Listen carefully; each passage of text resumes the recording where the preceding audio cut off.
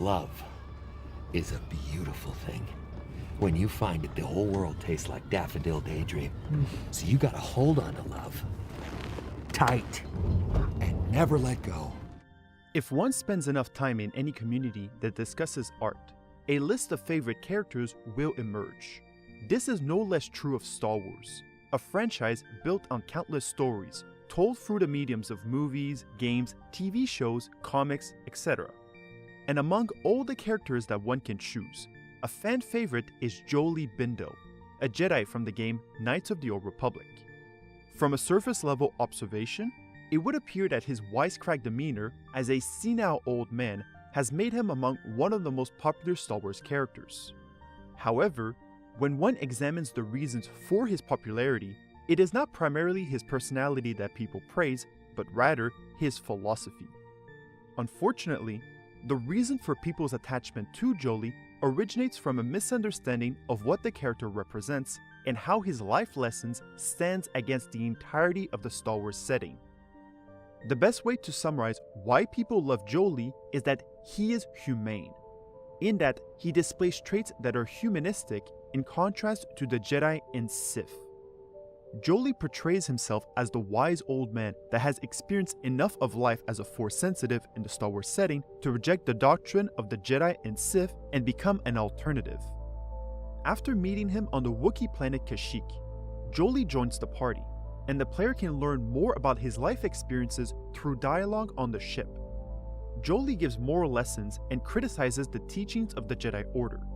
Of his criticisms, the one that resonates with people the most is his talk about love.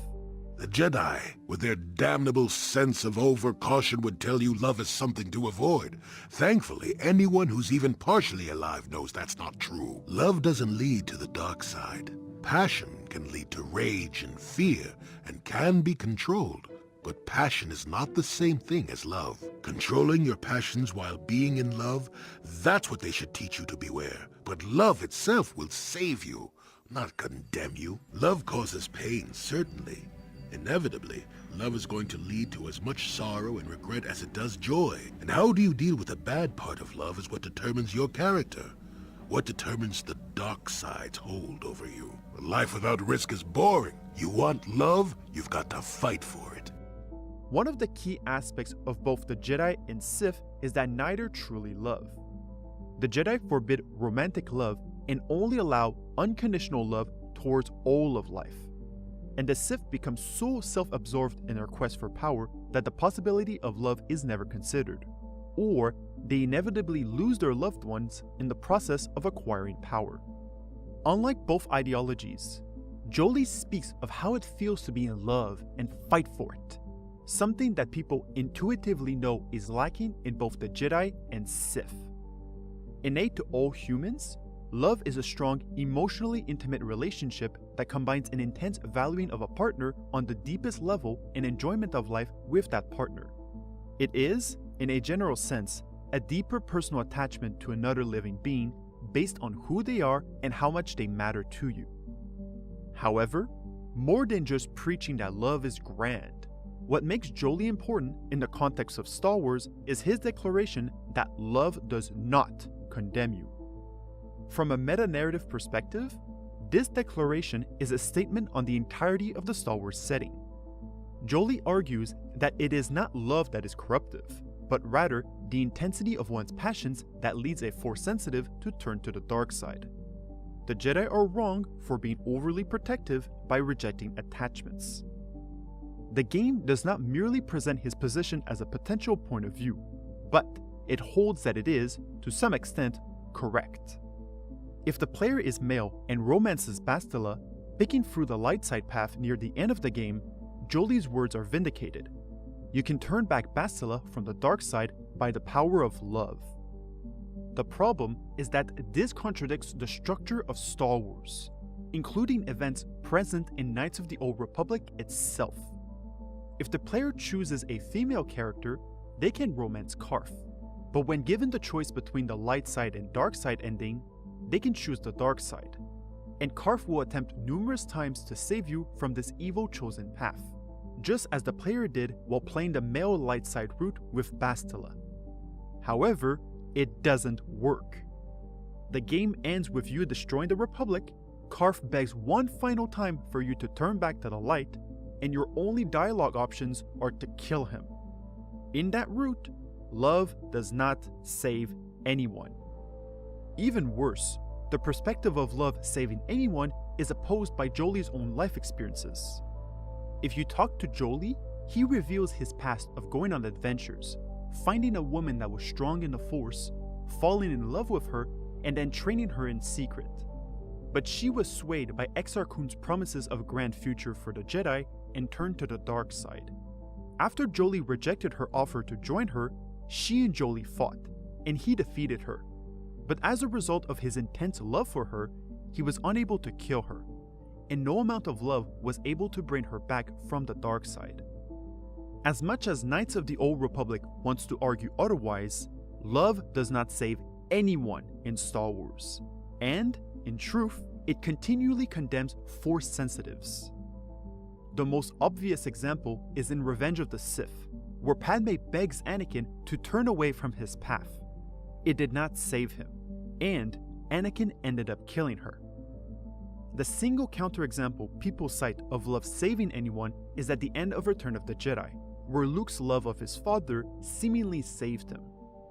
What people always forget is that Luke never had a positive personal attachment with his father, and so what Luke felt was not personal love, but unconditional love.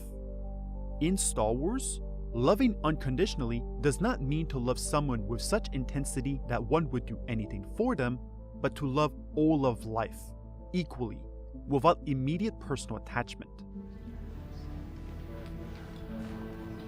Attachment is forbidden. Possession is forbidden. Compassion, which I would define as unconditional love, is central to a Jedi's life. Hence, there are two types of love relevant to Star Wars. Love built on attachment and valuing a partner for whom they are and how much they matter to you, or selfless, compassionate love where one loves all of life without distinction. Luke held an attachment to his sister and his friends, and so was afraid to lose them, and it almost made him fall to the dark side. But when he let go of his hate and held selfless, compassionate love for his father, Anakin returned his compassionate love by sacrificing himself, thus saving his son and everyone else. On a surface level, it might seem that personal attachments are what saved the day, that Luke's connection to his father is what redeemed him. But Lucas emphasizes that giving up one's life by being selfless and compassionate is what saved the galaxy. In the making of Star Wars: Revenge of the Sith, Lucas states, "It really has to do with learning. Children teach you compassion. They teach you to love unconditionally. Anakin can't be redeemed for all the pain and suffering he's caused. He can't right the wrongs, but he stops the horror. The end of the saga is simply Anakin saying, 'I care about this person, regardless of what it means to me. I will throw everything I have, everything I've grown to love, primarily the Emperor, and throw away my life to save this person. And I'm doing this because he has faith in me, loves me despite all the horrible things I've done. I broke his mother's heart, and he still cares about me, and I can't let that die.' Anakin is very different in the end. The thing of it, the prophecy was right. Anakin was the chosen one, and he does bring balance to the Force. He takes the ounce of good still left in him and destroys the Emperor out of compassion for his son. This emphasis on compassion is the core of the Jedi teachings that forbid forming attachments because they make an individual greedy and induce the fear of loss. Your thoughts dwell on your mother. I miss her. Afraid to lose her, I think. What has that got to do with anything? Everything. Fear is the path to the dark side. He is to be trained then? No, he will not be trained. He is too old. He's formed a strong attachment to you. You cannot train him. What? Why not? His attachment to you makes him vulnerable to his fears. His anger. All the more reason to train him. I've seen what such feelings can do to a fully trained Jedi Knight. To the best of us. I will not start this child down that path. Attachment leads to jealousy. The shadow of greed, that is. Many argue that the Jedi teachings must be wrong, believing something similar to Jolie's perspective, that the Jedi should teach how to control one's passions rather than to outright reject being in love. But it is deeper than that. The Jedi teach to let go of all attachments so as to circumvent the desire to obtain power for its own sake. As Lucas explains in The Making of Star Wars: Revenge of the Sith, no human can let go. Lucas would say of the Yoda-Anakin scene, "It is very hard. Ultimately, we do let go because it is inevitable. You do die and you do lose your loved ones. But while you're alive, you can't be obsessed with holding on, because holding on is in the same category and the precursor to greed. And that's what a Sith is. A Sith is someone that is absolutely obsessed with gaining more and more power. But for what? Nothing, except that it becomes an obsession to get more. The very essence of human nature, interacting with others, having selfish preferences through personal attachments rather than compassionate love for all of life, and seeking to maintain those attachments that give pleasure, is treated as an ever-present threat and certainty that leads to becoming evil. And it compels the Jedi Order to be overly cautious by training Force sensitives at a young age to never form attachments. As Lucas again states in The Making of Star Wars: Revenge of the Sith, the Jedi are trained to let go. They're trained from birth, he continues. They're not supposed to form attachments. They can love people. In fact, they should love everybody. They should love their enemies. They should love the Sith, but they can't form attachments. So what all these movies are about is greed. Greed is the source of pain and suffering for everybody. And the ultimate state of greed is the desire to cheat death. It is the reason why let go is the main theme of Star Wars. Force sensitives are born with power and must never be selfish. They must let go of their attachments to have compassion for all of life, so that they never misuse their power. What makes Jolee tragic is that, like all humans, he knows innately that love is valuable, because he experienced it firsthand. But while he desperately wishes that love shouldn't condemn you, in the Star Wars galaxy, it does. And for all his talk about embracing love, supposedly offering an alternative to the Jedi and Sith, Jolee's life choices go against his philosophy. After the defeat of Exar Kun and learning of his wife's death, Jolee was put on trial but was absolved of all wrongdoing by the Jedi Council. Feeling betrayed and hating that wherever he went, people sought to manipulate him for their own ends, Jolee chose to live as a hermit on Kashyyyk for 20 years, cowardly becoming an apathetic Jedi. Over the years, many have objected to the labeling of Jolee as apathetic or cowardly. He has lines where he explains that he would have provided help to local Wookiees that were lost in the Shadowlands. However, these small acts of kindness pale in comparison to doing nothing as the Zerka Corporation enslaved the entire Wookiee population. You can ask him, why didn't he help the Wookiees? And Jolee gives an evasive answer. Consequently, you can also ask why didn't he use his power to be king, to which he again gives an evasive answer. His stance is made overt if you press him further and pick the option that directly calls him out as a coward. If you do, he embraces the label. Despite Jolee's humanistic beliefs, he refused to form meaningful attachments with life, and instead chose to live an existence that was hardly better than death. From a certain point of view, between the choices of the Jedi and Sith, it is reasonable to argue that perhaps living apathetically is a better alternative. If being Force sensitive is a rigged game, where you have to choose to be selfless and hold compassionate love without any personal attachments, or be able to be human and experience short-lived selfishness that has a high risk of corrupting a Force sensitive and fall to the dark side, perhaps Jolee's decision to be apathetic was the correct choice. Unfortunately, it isn't, because apathy is death. Jolee wasted 2 decades of his life as a hermit, living as a rock, waiting to die. Why? Although Jolee never explains, the statement on letting the Wookiees mess up their own history implies that he does not want to use the Force in a way that will impact the Wookiees. he does not want to carry the burden of wielding the Force as it creates unforeseen consequences or corrupts the self if misused. From his point of view, he has no other choice. He was born Force sensitive.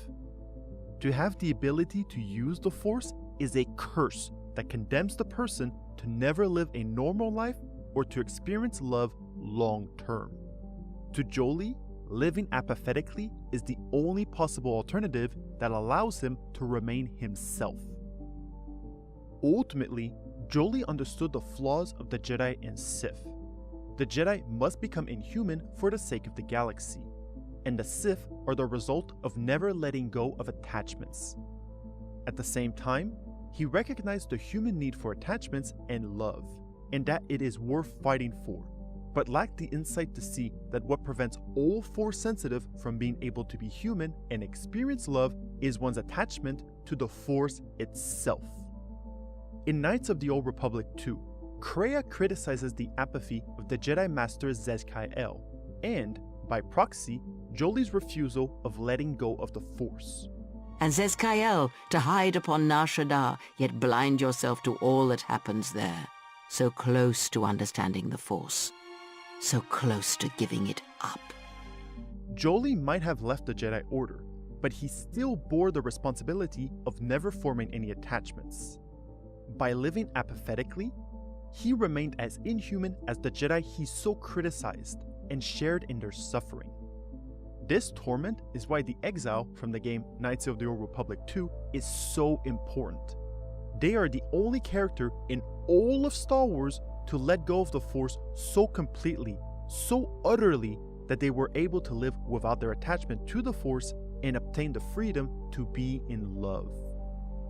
That is the correct choice and true alternative to the Jedi and Sith. The tragedy of Jolee is that he never came to such a conclusion, and ultimately never had the chance to genuinely live his life after the death of his wife. If love is worth fighting for, as Jolee rightfully preaches, then it is worth giving up the Force to be happy. What is important to recognize is that Jolee is correct to say that love is worth fighting for, and people are right to love him for it. But within the universe of Star Wars, due to the nature of the Force and the risk of the dark side, the Jedi are ultimately right to forbid attachments. Jolee Bindo's popularity is more than his humanistic lessons and criticisms of the Jedi philosophy. He is the precursor to Kreia for realizing that the Jedi and Sith ideologies are inhuman and lack love. But he failed to recognize that their philosophies only exist in the form they do because they are built upon the axiomatic fact that the Force destroys human nature. And the Star Wars setting itself is evil for preaching that love condemns people to their doom. In Star Wars, there's a very obvious theme of the apprentice and the mentor. What ideas do you think it's important that we pass on to children going into adulthood?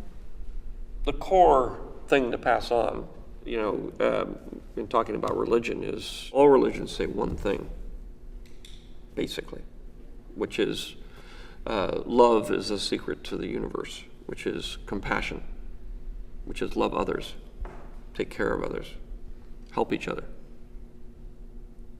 Well, that's about all it comes down to. It's not very hard. It's hard to live by, but it's not very hard to know, and it's not very hard to realize that every single prophet, every single religion, always comes down to the same thing. The Force, the religion, and everything is based on all religions. It's not just based on one. The struggle in Star Wars is about passion against compassion, which is greed against giving and giving up, primarily. And the whole issue is the flip side of greed is fear of losing. So you're either trying to get things or you're afraid of losing the things that you've got. And the idea is that to let go of those things. Look back at history. Look at any great system of ethics from the Orient up. Didn't they all preach the sacrifice of personal joy? Under all the complications of verbiage, haven't they all had a single leitmotif? Sacrifice, renunciation, self-denial. Haven't you been able to catch their theme song? Give up, give up, give up, give up.